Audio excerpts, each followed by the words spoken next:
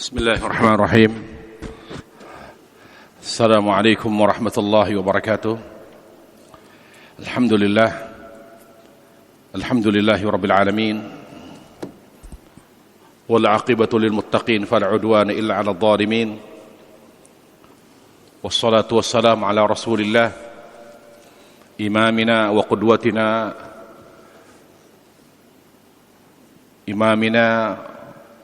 wa qudwatina wa khiratul khalq nabiyina Muhammad wa ala alihi wa sahbihi wa sallama tasliman katsira, amma ba'd. Alhamdulillah, kita bersyukur pada Allah Azza wa Jalla dengan segala nikmat yang telah Allah berikan kepada kita hingga saat ini, dan kita alhamdulillah bertemu kembali di majelis ilmu, dan kita akan melanjutkan pembahasan kita tentang sujud sahwi.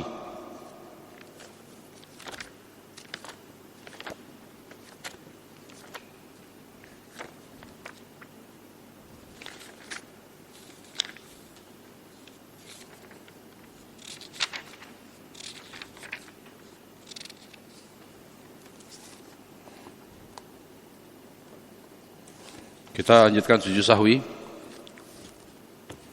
Terakhir poin keberapa? Kemarin kan kita bahas sebab ya. 3 sebab sujud sahwi. Di buku ensiklopedia yang saya tulis, penjabarnya secara global. Tapi untuk lebih rinci saya jelaskan di sini, di buku ini. Ya. Di panduan sholat sunnah, yaitu tentang sujud sahwi di halaman 162.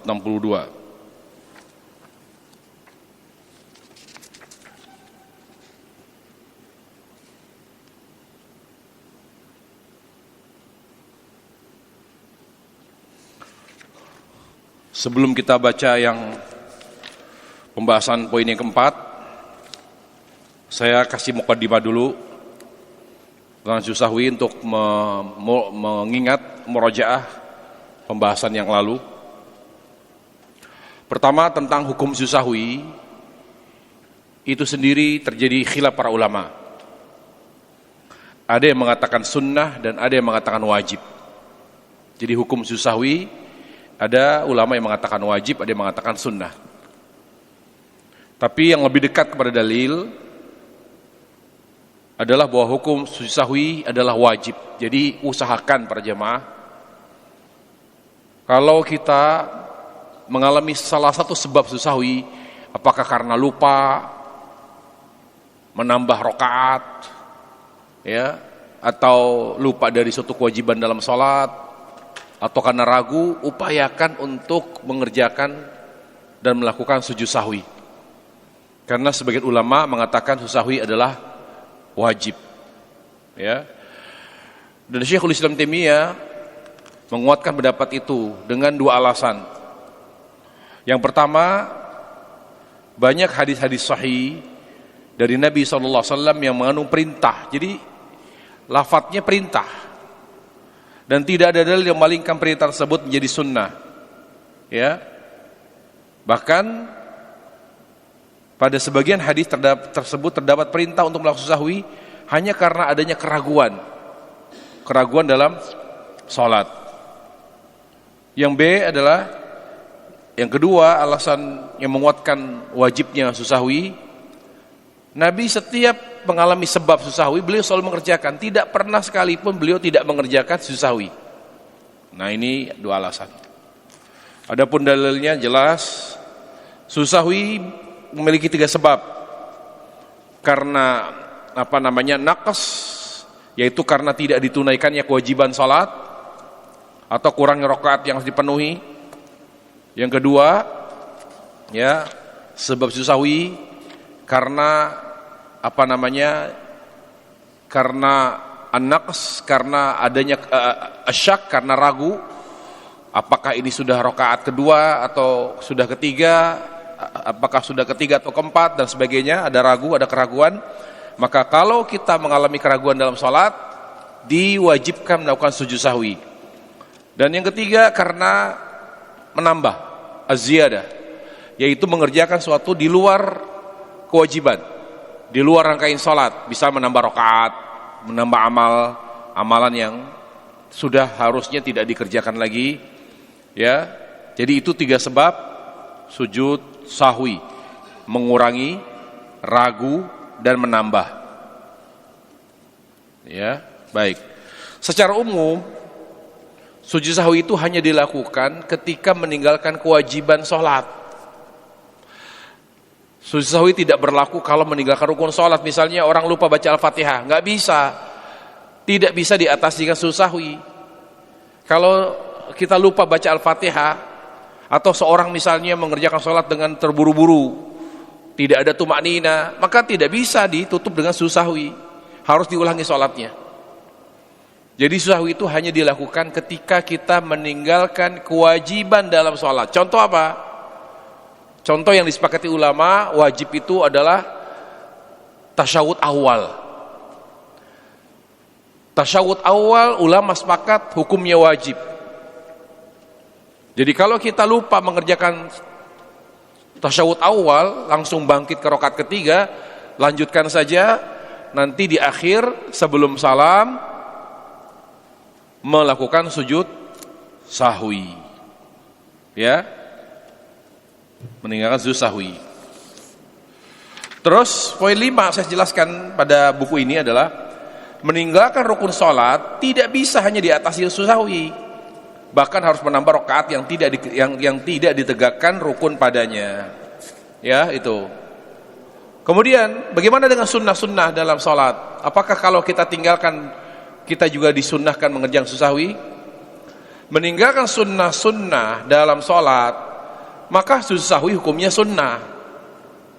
Sujud sahwi hukumnya sunnah, dan ini menguatkan bahwa sujud sahwi itu wajib karena meninggalkan kewajiban dalam salat. Ya. Misalnya kita lupa membaca surah Al-Quran, kita Al-Fatihah langsung ruku, maka disunnahkan kita melakukan sujud sahwi, boleh, sekali-kali boleh.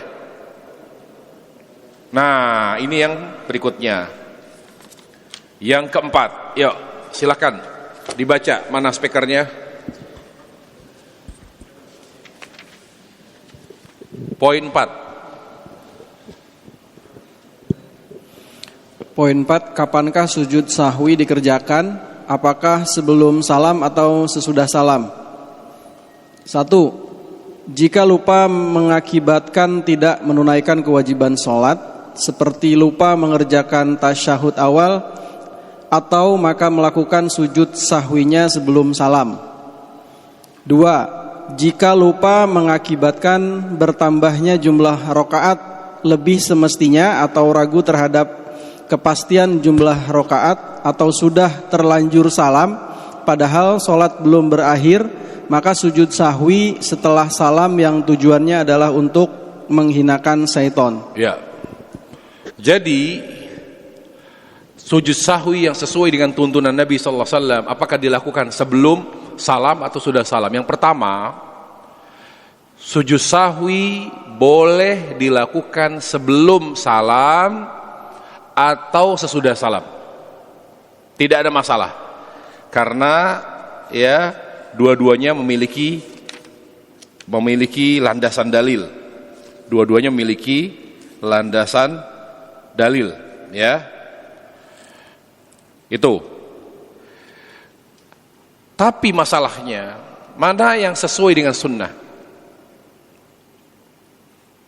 Antara sebelum salam dan sesudah salam. Hadis Nabi SAW menjelaskan, kalau sebab sujud sahwinya dengan mengurangi, misalnya tidak mengerjakan tasyahud, jadi kurang, ada salah satu amalan sholat yang wajib tidak kita kerjakan, berarti kan mengurangi, gitu ya. Maka kalau mengurangi, sujud sahwinya sebelum, karena dia masuk dalam sholat. Jadi jangan dilakukan setelah salam, karena masih dalam wilayah sholat. Hanya salah satu amal yang wajib kita tinggalkan, tidak kita kerjakan, maka sujud sahwinya dilakukan sebelum salam. Yang kedua, karena ragu, bimbang. Ini udah rakaat keberapa ini? Waduh, sudah 3 atau masih 2? Masih 3 rakaat atau sudah 4 rakaat? Dan itu di dalam sholat. Karena masih dalam wilayah sholat, keraguan dan bimbang itu terjadi, maka sujud sahwinya dilakukan sebelum salam. Tapi kalau kesalahannya menambah amalan, misalnya sudah 3 maghrib bangkit, Allahu Akbar, lalu makmum mengatakan subhanallah, subhanallah, perempuan begini, langsung si imam sadar gitu, langsung duduk lagi, ya, karena itu sudah menambah rakaat. Karena nggak boleh, haram hukumnya maghrib 4 rakaat.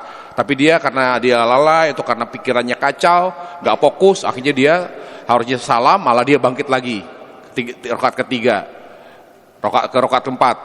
Karena dia menambah rakaat menjadi 4, nah ini kan tambahan di luar sholat.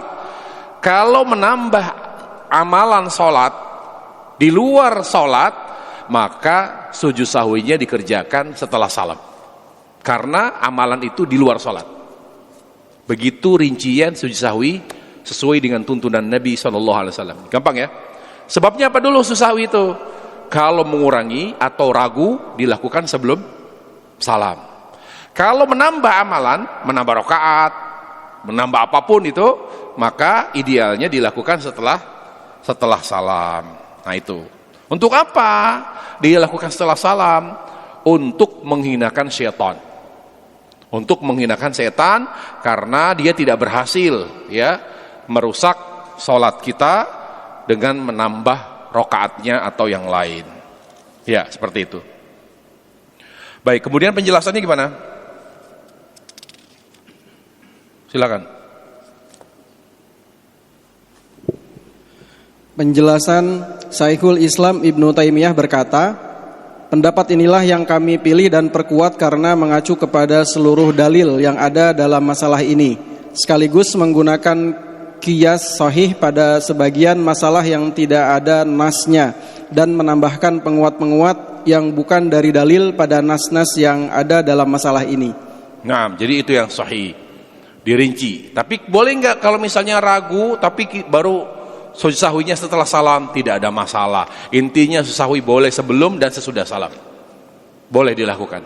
Misalnya gini, dia ternyata imam ini tidak tasyahud awal, tapi dia baru melakukan sujud sahwinya setelah salam. Apakah itu masalah? Tidak masalah. Tidak masalah. Intinya sujud sahwi apapun sebabnya boleh dilakukan sebelum atau sesudah salam. Tapi yang lebih ideal seperti ya yang saya rincikan tadi. Kalau sebabnya mengurangi amalan yang wajib atau ragu, maka sahwinya dilakukan sebelum. Kalau sebabnya adalah karena menambah rakaat atau apapun itu yang sifatnya menambah, maka sujud sahwinya dilakukan setelah salam. Ya, baik. Kemudian kelima, disunahkan bertakbir ketika melakukan sujud sahwi. Para ulama berizma disyariatkan takbir ketika melakukan sujud sahwi. Nah, disyariatkan takbir. Jadi enggak hanya tapi Allahu Akbar. Begitu. Nah, pertanyaannya, kalau sujud sahwi disunnahkan takbir, dia dianggap sholat atau tidak? Dia dikategorikan sebagai sholat atau bukan? Yang kalau dikategorikan sebagai sholat berarti harus punya wudu. Misalnya kayak salam, setelah salam, Assalamualaikum warahmatullahi, Assalamualaikum warahmatullahi, gitu. Karena imamnya kekeh ngeyel nih, tetap aja. Lalu ada makmum bilang, Pak Ustadz, tadi tidak tasyahud awal. Yang benar, karena sudah diingatkan subhanallah tetap ngeyel, lanjut aja dia. Setelah salam, dia kan? Setelah salam, dia diingatkan oleh makmum. Kebetulan imamnya setelah salam langsung buang angin. Karena udah nggak kuat dari tadi. Di akhir tasyahud itu dia udah pengen buang angin, lalu dia buang angin, tapi tidak buang anginnya nggak berbunyi. Lalu kata makmumnya, tadi tasyahud awal tidak dikerjain. Lalu kata si imam, yang benar, iya, semua mengatakan tidak. Ya sudah. Nah, pertanyaannya, apakah si imam ini harus wudu atau tidak? Karena dia sudah buang angin dan sudah salam. Untuk melakukan sujud sahwi, apakah harus wudu dulu atau tidak? Ya, silakan yang bisa jawab. Yang bisa jawab benar boleh pulang duluan. Silakan. Karena masalahnya, apakah sujud sahwi dikategorikan sebagai sholat? Itu masalahnya. Ya, itu masalahnya. Dan saya bahas itu di buku ini, yaitu perkara tentang sujud tilawah. Di sujud tilawah saya singgung di situ. Amalan apa yang dikategorikan sebagai sholat? Ya, sebagai sholat. Baik.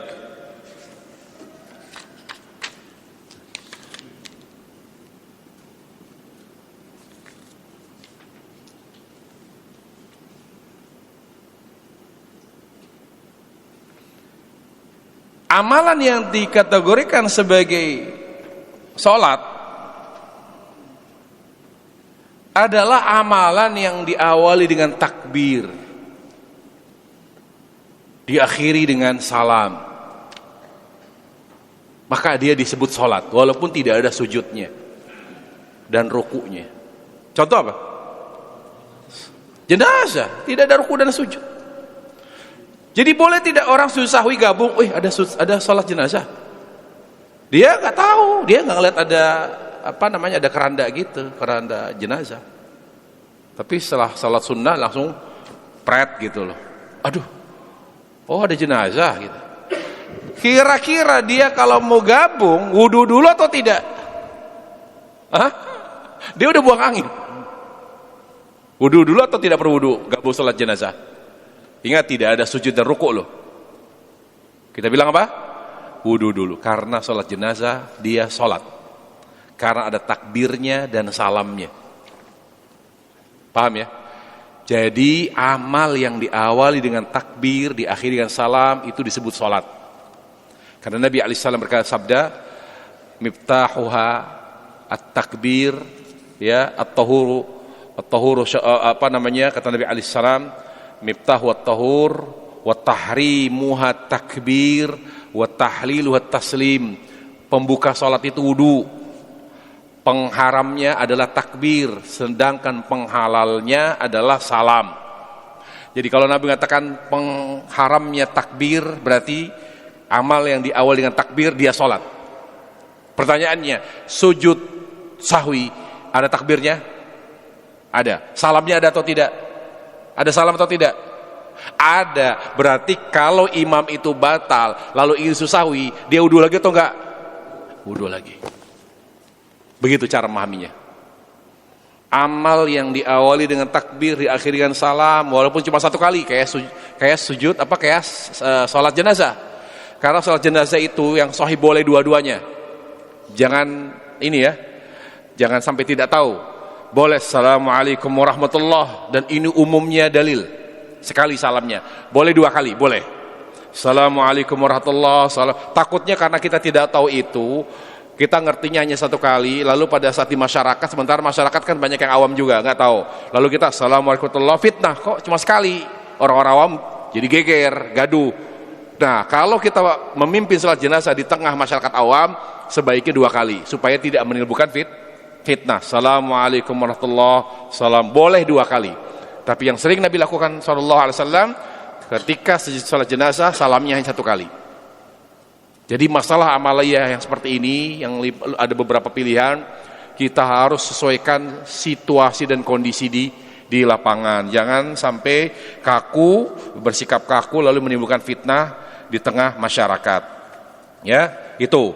Jadi sujud sahwi itu salat. Ya, sujud sahwi adalah salat. Jadi disunnahkan di awal dengan takbir Allahu Akbar. Baik. Kemudian yang keenam, apa sih bacaannya? Karena sebagian orang nggak ngerti sampai detik ini banyak kaum muslimin bacaan sujud sahwinya apa? Subhanalladzi la yanam wa la yasu. Subhanalladzi la yasu wa la yanam. Itu dibaca padahal bacaan itu dhaif, lemah sanadnya. Tidak benar itu bacaan itu. Lalu bacaannya apa di sujud sahwi? Ya sama dengan sujud. Bacaan sujud apa? Subhanallahil a'la wa bihamdi. Itu aja bacaannya. Jadi dalilnya karena tidak ada khusus bacaan pada bacaan sujud sahwi, berarti bacaan pada sujud sahwi sama dengan pada bacaan sujud yang lain. Ya, silakan dibaca coba. 6. Bacaan pada saat sujud ketika melakukan sujud sahwi. Bacaan pada saat sujud sahwi sama dengan bacaan sujud yang lain, yaitu membaca Subhana Rabbiyal A'la. 6. Terus? Atau membaca Subhana Rabbiyal A'la wa bihamdih. Nah. Al-Imam Nawawi berkata, tata cara sujud sahwi dan bacaannya seperti tata cara dan bacaan sujud salat lainnya. Ya, jadi tata cara sahwi dan bacaannya seperti tata cara dan bacaan sujud salat lainnya. Jadi tidak ada bedanya. Ya, tidak ada bacaan khusus pada sahwi dan tidak ada bedanya dengan bacaan pada sujud salat yang lain. Baik, penjelasan bagaimana? Penjelasan, adapun yang beredar di tengah kaum muslimin bahwa bacaan khusus sujud sahwi adalah Subhanalladzi la yashu wa la yanamu adalah tidak benar karena bacaan tersebut tidak ada asalnya. Al-Hafidz Ibnu Hajar Al-Asqalani berkata, saya tidak menemukan asal-usul dalil doa tersebut. Bahkan tidak ada asalnya, kata Ibnu Hajar. Dari mana itu doa? Saya nggak nemuin tuh, kata beliau. Seorang muhaddis, seorang al-hafidz, seorang ahli hadis besar, dia tidak menemukan dalil yang mensyariatkan bacaan sujud sahwi Subhanalladzi la yashu wa la yanam. Jadi bacaannya sama dengan bacaan sujud salat lah lainnya. Baik. Terakhir 7. 7. Disunahkan melakukan salam setelah sujud sahwi. Ya, sunnah melakukan sujud sahwi. Pada sujud sahwi itu salam. Berarti sujud sahwi adalah salat. Jadi disyaratkan padanya wudu. Tidak boleh orang melakukan sujud sahwi tanpa memiliki wudu. Baik, apa keterangannya apa? Di antara dalilnya adalah Ibnu Sirin berkata, saya dikabarkan bahwa Imran bin Husain berkata, kemudian Nabi melakukan salam dari sujud sahwi. Nah, baik. Akhir kajian kita, saya bacakan kesimpulan di buku ini. Jadi saya model gitu, karena ini pembahasannya dari amalan Nabi dari mau tidur sampai dari bangun tidur sampai mau tidur banyak sekali sampai nomor salaman, makanya setiap pembahasan saya tidak rinci, hanya global aja. Tapi terkait dengan sholat sunnah kayak ini sujud sahwi, kemudian sholat jenazah, kemudian sholat malam, sholat witir, di sini penjelasannya lebih detail lagi. Saya jabarkan di sini, ya, alhamdulillah ini dicetak 2000 habis. Karena penting sholat sunnah. Di sini saya paham, setelah nulis ini saya selesaikan buku ini di Mekah Al-Mukarramah, alhamdulillah saya paham semua sholat sunnah. Duduk perkara yang seperti apa. Awalnya saya tidak ngerti, jadi ternyata dengan nulis buku itu bisa banyak memahami masalah. Contoh, saya dulu nggak tahu bedanya, apakah syuruk itu duha? Gitu. Saya tanya guru saya di Madinah, Syekh, apakah syuruk duha? Beda, kata dia. Oh, beda. Apa dasarnya, Syekh? Ya karena beda. Lalu saya baca-baca, ternyata khilaf para ulama. Dengan guru saya bilang beda antara syuruk duha. Oh, ini mancing saya untuk baca. Saya kaji, saya teliti, saya menemukan ternyata ulama berbeda pendapat. Ada yang mengatakan syuruk itu duha, ada yang mengatakan syuruk bukan duha. Lalu saya melakukan penelitian secara mendalam, kesimpulannya saya lebih cenderung pendapat bahwa syuruk itu duha. Jadi orang yang sudah mengerjakan syuruk tidak perlu mengerjakan duha. Hanya karena dia caranya tertentu yaitu dari ba'da subuh, tidak beranjak dari tempat dia sholat subuh, ya, menunggu sampai matahari terbit dengan sempurna, dengan dzikir setelah sholat fardu, ditambah dzikir pagi. Kalau belum juga muncul matahari, maka dengan baca Quran. Kalau sudah sempurna baru sholat, ya. Maka kata Nabi alaihissalam, karena perjuangannya berat, makanya orang yang mengerjakan syuruk sambil menunggu dari subuh, pahala baginya umroh, haji sempurna. Pahala haji, bayangkan, mengerjakan sholat syuruk. Apakah kita sunat duha? Sudah. Tapi boleh tidak kita menambah rakaat? Karena kita tahu para jamaah sekalian, karena syuruk itu sholat khusus, sholat duha di awal waktu. Tapi duha itu waktu yang afdal, bukan ba'da subuh, bukan waktu syuruk. Duha itu semakin mendekati zuhur semakin afdal. Duha semakin mendekati zuhur semakin besar pahalanya. Jadi kita lebih baik duha itu setengah 12. Misalnya kita udah istirahat kerja misalnya, sementara zuhur belum masuk, masih 10 menit lagi, duha 2 rakaat. Jangan disia-siakan.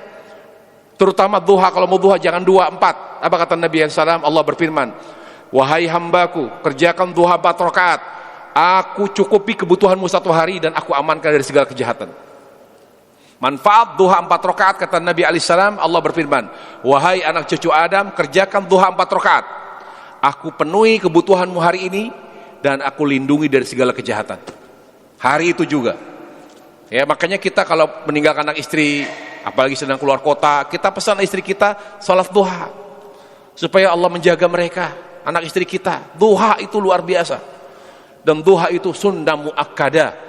Karena Aisyah radhiyallahu anha merutinkan salat duha. Kenapa Nabi tidak merutinkan? Karena beliau takut diwajibkan, bukan karena tidak disyariatkan. Ya, seperti itu. Nah itu. Jadi para jamaah sekalian Allah Subhanahu wa taala, dari situ saya baru paham setelah meneliti ini. Oh, ternyata syuruk itu duha di awal waktu.